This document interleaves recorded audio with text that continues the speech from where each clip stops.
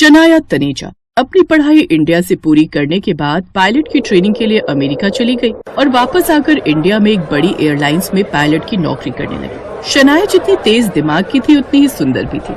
एक रोज एयरपोर्ट पर उसकी टक्कर अभिनव नाम के एक लड़के से हुई जो कि एक बैंक में मैनेजर था। शनाया को देखते ही अभिनव उसका दीवाना हो जाता है, लेकिन शनाया उसकी तरफ ज्यादा ध्यान नहीं देती। तभी अभिनव की नजर जमीन पर पड़े लेडीज हैंकी पर जाती है। एक्सक्यूज मी, ये आपका हैंकी। ओह थैंक्स। फिर अभिनव का ध्यान उसकी यूनिफॉर्म पर जाता है। ओह, तो पायलट हैं आप? नहीं, एयरपोर्ट पर गोलगप्पे का ठेला लगाती हूँ। Oh really? फिर तो गोलगप्पे भी आपकी तरह ही होंगे, क्रिस्पी क्रिस्पी। हाँ शट अप। शनाया वहाँ से चली जाती है।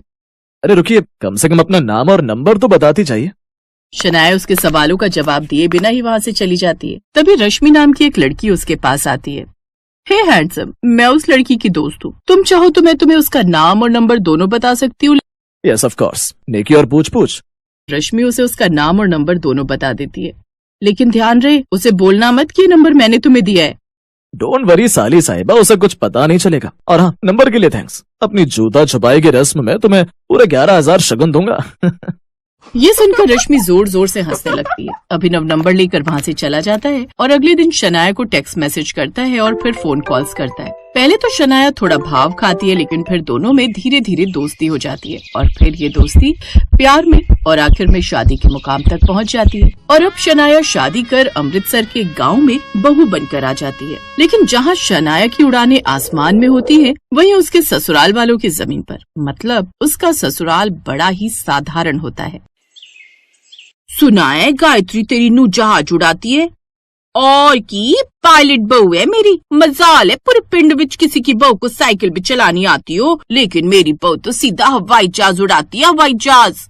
अपने घर पायलट बहू के आने पर उसकी सास गायत्री बड़ी खुश थी। ऐसे ही कुछ दिन बीत जाते हैं। फिर एक रोज, बहू तुझे पता है कल अपनी वो पड़ोसन आशा मिली थी, बोल रही थी कि अब तो पायलट बहू घर में आ गई है तो घर में अब तो जहाज में जहाँ मर्जी मुड़वा सकती हूँ। अब उनको क्या पता कि हम आज तक जहाज में बैठे ही नहीं।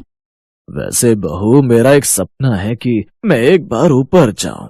हे राम जी, क्या कह रहे हो आप? शुभ शुभ बोलिए। सोचिए मैं सफेद साड़ी में कितनी गंदी लगूंगी। अरे चुप कर तू, मेरे कहने का मतलब है ऊपर हवाई जहाज में जाऊं। बस इतनी सी बात है पापा जी, मैं अभी हम सबकी टिकट बुक करवा देती हूँ। हम सब साथ में लंदन चलते हैं, वहीं घूम कर आएंगे। ये सुनकर सभी खुश हो जाते हैं। भाभी मैं अभी कुछ शॉपिंग करके आती हूँ, फिर तो लंदन जाने के लिए।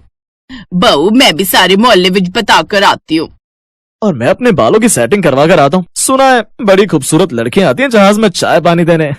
कुछ दिन बाद वो सारी तैयारियां करके एयरपोर्ट के लिए रवाना हो जाते हैं। जहाँ प्लेन में पहुँचने के बाद, मम्मी मुझे खिड़की वाली तरफ बैठना है। सुनिए भाई साहब, मेरी बेटी को उस तरफ की सीट पर बैठने दीजिए। वो क्या है ना, उसका बस में भी जी मचल जाता है और उल्टियाँ करने लगती है। कहीं ऐसा ना हो यहाँ भी उल्टियाँ करने लगे, बेकार में आपके कपड़े गंदे होंगे। तुम पागल खाने से आए हो क्या? जहाज में चढ़ने किसने दिया तुमको? हाँ, ज्यादा चबड़ चबड़ मत कर, नहीं तो भाभी को बोलकर जहाज लंदन की जगह पाकिस्तान घुमा दूंगा। जानता भी है जो जहाज उड़ा रही है ना, वो मेरी भाभी है। ये सुनकर वो आदमी चुप हो जाता है और उसे अपनी सीट दे देता है। कुछ देर बाद हम लोग घर से पराठे और अचार लेकर आए। कब से वेट कर रहे कि प्लेन थोड़ी देर के लिए कहीं रुके तो हम अपना खाना खा ले, लेकिन इसका तो स्टेशन ही नहीं आ रहा। रुक तू, मैं अभी बहू को बोलती हूँ जहाज को कहीं साइड में लगा लेगी। क्या करती हो भाग्यवान, बहू अभी जहाज उड़ा रही है, वो अपने आप रोक देगी समय आने पर, जैसे ढाबे पर बस का ड्राइवर रोक देता है। अच्छा, मेरे पेट में तो गुड़गुड़ाहट हो रही है, मैं अभी थोड़ा हल्का होकर आता हूँ। ओ गौरी चिट्टी मैम, जरा यहाँ तो आना। जी सर, मैं आपकी क्या सेवा कर सकती हूँ? नहीं, सेवा की जरूरत नहीं है, तू बस मैंने ये बता कि ये संडास जाने का रास्ता किधर है? जी मैं समझी नहीं सर। जी वो टॉयलेट जाने का रास्ता पूछ रहे हैं। Oh please come sir. Jagdish toilet में चला जाता है और पूरे 1 घंटे तक बाहर नहीं आता। फिर बाहर से एक आदमी दरवाजा पीटता रह जाता है। अरे कौन है भाई, आ भी जाओ, कब से वेट कर रहा हूँ। कुछ देर बाद जगदीश पेट पर हाथ रखकर बाहर आता है।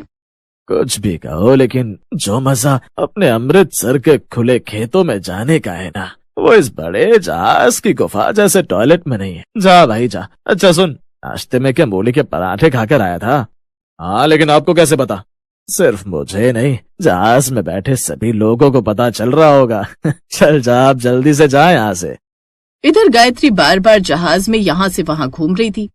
मैडम, ये बस नहीं प्लेन है, आप बैठ जाइए प्लीज। चुप कर, तू कौन होती है मुझ पर हुक्म चलाने वाली? मैं सास हूँ, सास, समझी? कुछ देर बाद उसकी सास कॉकपिट में चली जाती है।